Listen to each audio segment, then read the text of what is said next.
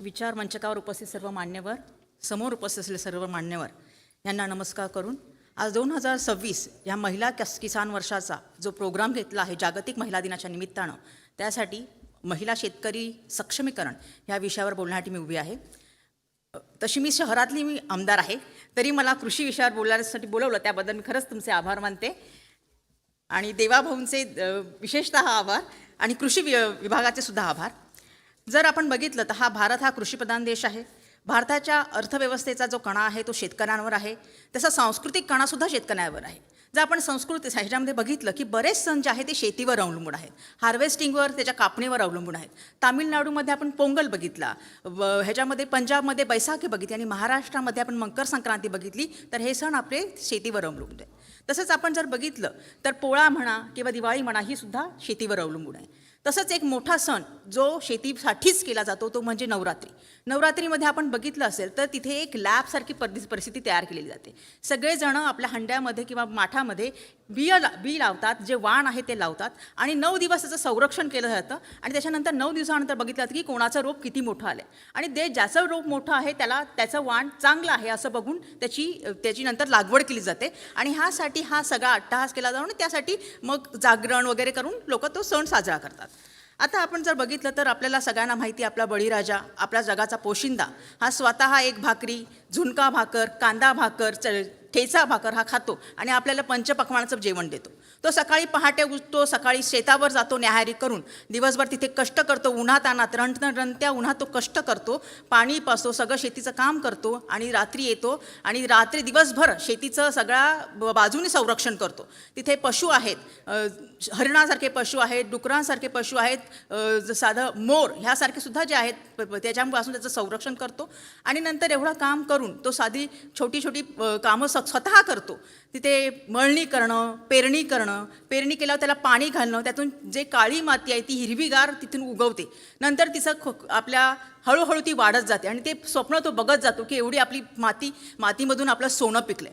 आणि ह्या सोन्याचं तो स्वप्न बघत राहतो की माझं आता हे शेती खूप छान होणार आहे, पुढे ती घोट्यापर्यंत येते, तू घोट्यानंतर आपल्या नीपर्यंत येते आणि तो म्हणतो की आता मला खूप ह्याच्यापासून चांगलं उत्पन्न मिळणार आहे. पण हा त्याचा सगळा स्वप्नाचा चक्काचूर होतो जेव्हा भरपूर पाऊस पडतो आणि त्याची उभी असलेली रोपं वाकडी होतात. त्यामुळे तो खराच खूप निराश होतो.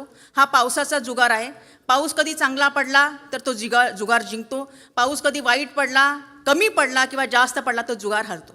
त्यातले बरेच लोक आहेत हे हार स्वीकारतात, त्यातले बरेच लोक आहेत ते हार स्वीकारू शकत नाहीत आणि हे हार न स्वीकारणारे हे आहेत ते आत्महत्याला सामोरं जातात.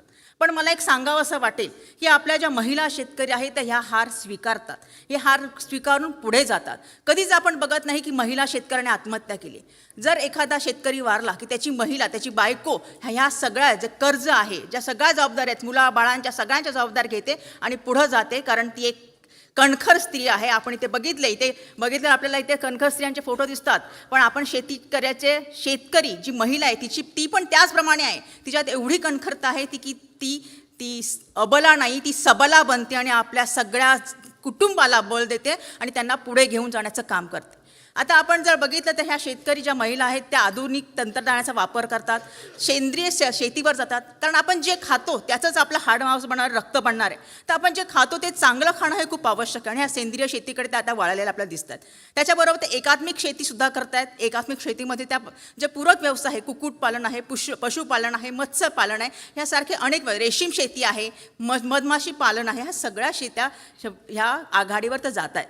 आणि आपण जर नाव ऐकलं असेल पद्मश्री राहीताई सोमा पोपेट ह्यांच्या आहेत, त्या ताई आहेत, त्या अहमदनगरच्या आहेत जिल्ह्याच्या आणि त्याच्यामध्ये अकोला गावच्या आहेत. एक साधी बाई, पण जेव्हा तिने बघितलं की मी हायब्रिड खाऊन माझं कुटुंब आजारी पडतंय, सेंद्रिय आपली रासायनिक खतं घातलेली आणि पेस्टिसाइड्स कीटकनाशक घातलेली जी शेती आहे त्याच्यामुळे माझं कुटुंब आजारी पडतंय, तर ती गावरान वाण तिने जमा केलं आणि गावरान वाणाची तिने बँक जमा केली.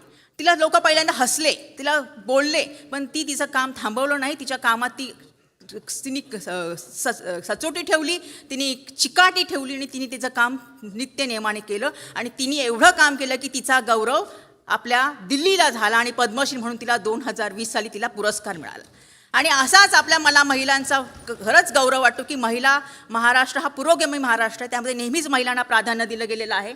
आणि ह्या क्षेत्रासुद्धा शेती क्षेत्रासुद्धा आपण जर बघितलं तर 81.5 ह्या महिला शेतीत काम करतात आणि पुरुष आहे ते 58.89% काम करतात. म्हणजे महिलांचं प्रमाण जास्त आहे. पण जर शेतीचं प्रमाण बघितलं तर शेती जी नावावर आहे ती फक्त 15.5% महिलांच्या नावावर आहे. जी आपण बघितलं तर महिला आणि पुरुषांची संख्या 50-50%. त्यामुळे 50% महिलांच्या नावावर शेती असायला हवी. पण 34.5% महिला ह्या डेफिशिएट, त्यांच्या नावावर जमीन नाही आहे. आणि त्यासाठी आपल्याला प्रयत्न करणं खूप आवश्यक आहे. सातबारा त्यांच्या नावावर जाणणं खूप आवश्यक आहे. कारण त्यांना पुढे पुढे उद्योग करण्यासाठी किंवा काही करण्यासाठी त्या गोष्टींची आता ताईंनी ज्या सांगितलं की खूप आवश्यकता आहे. त्याच्याबरोबर त्या महिला ज्या आहेत त्या फक्त शेतीवर अवलंबून राहत नाही, तर त्या बाय प्रोडक्टसुद्धा करतात. जर आपण शेतीतलं प्रोडक्ट जास्त झालं तर त्याचं काय करायचं, कारण ते विनाशक आहे, ते टिकणारं नाही, त्याचं काहीतरी करायला पाहिजे. त्याचं आता आपण बरेच ऐकतो मोरिंगा पावडर, जी ह्याची शेवग्याच्या शेंगेच्या पानाची पावडर केली जाते. अशा बऱ्याच वस्तू आहेत त्या ड्राय करून त्याचा वापर केला जाऊ शकतो. चिप्स करून त्याचा वापर केला जाऊ शकतो. टोमॅटो जास्त पिकले त्याचा केचप करून वापर केला जाऊ शकतो. असे बाय प्रोडक्ट्स करण्यासाठी सुद्धा महिलांना प्रोत्साहन देणं आवश्यक आहे. आणि त्यांना सरकारद्वारे नॅशनल आणि इंटरनॅशनल मार्केटसुद्धा अवेलेबल करणं आवश्यक आहे असं मला वाटतं. आणि मला नक्कीच विनंती आहे की आपले माननीय मुख्यमंत्री साहेब या सगळ्यांचा विचार करते आणि महिलांना जे कर्ज देणं आहे, महिलांना जे व्याज कमी देणं आहे, त्यांना आणि रासायनिक शेतीसाठी त्यांना प्रशिक्षण आणि प्रोत्साहन देणं हे खूप आवश्यक आहे.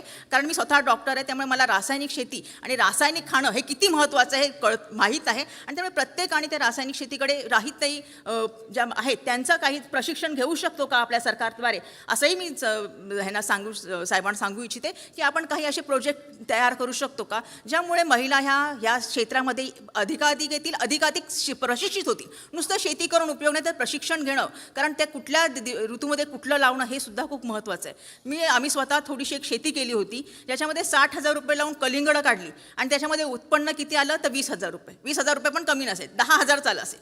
कारण प्रत्येक कलिंगड जेव्हा विकायला गेलो तेव्हा ते 5 रुपयाला घेतलं गेलं, 10 रुपयाला घेतलं गेलं. म्हणजे आपण मेहनत करतो त्या मेहनतीचा काहीच महिना त्यांना मिळत नाही, मोबदला त्यांना काहीच मिळत नाही. आणि त्यामुळे त्यांना कुठेतरी त्यांच्या हक्काची बाजारपेठ ज्यात त्यांना डायरेक्ट त्या नॅशनली किंवा इंटरनॅशनली अप्रोच होऊ शकतात, आपल्या इथे अप्रोच होऊ शकतात आणि चांगलं त्यांना त्याचा भाव मिळेल यासाठी नक्कीच तुम्ही कार्यरत कराल, मला एवढी पूर्ण आशा आहे. आणि माझं बोलणं मी एवढंच संपवते. धन्यवाद. जय हिंद, जय महाराष्ट्र, जय भीम.